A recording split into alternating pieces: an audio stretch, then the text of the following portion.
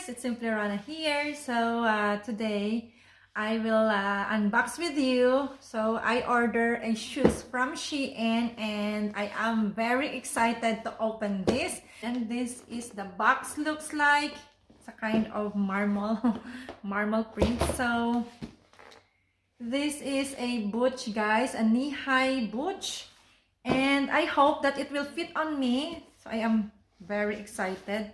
Actually, guys, it's my first time to order in Shein shoes. So, sana lang magkakasya sa akin.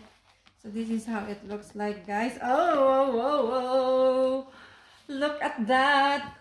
Wow, it's really cute. I am so in love with this boot, guys. And look at that. With heels. This is size 37, guys. Ang quality niya is very soft and fine. And look at that shoes, guys. Wala, super cute niya. I so love it. I so love it talaga. So, with short zip here in the side.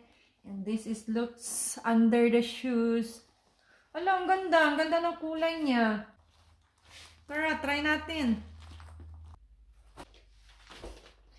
Hala, ang ganda, guys. Ito na siya.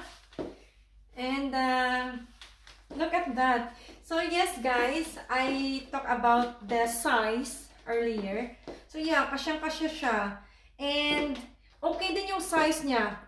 Perfectly fit. At saka, yeah, true to size po siya. So, tamang-tama lang talaga sa akin. Ang ganda niya, guys. Super. Na-amaze ako. As in. Wala, ang ganda niya.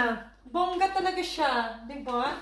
Oh, nakapants ako ngayon. Pero mas maganda to pag like, nakaskirt ka lang, ng maiksi. Tapos ito lang ba? Diba?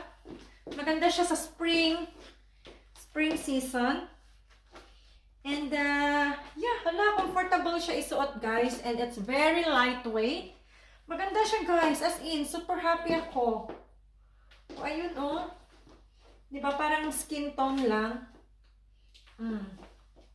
Pak! Pak! Pak! Pak! Ayun. Pak! Pak! Diba? Ala, ang gaan niya talaga. Super. I super love it. That's all.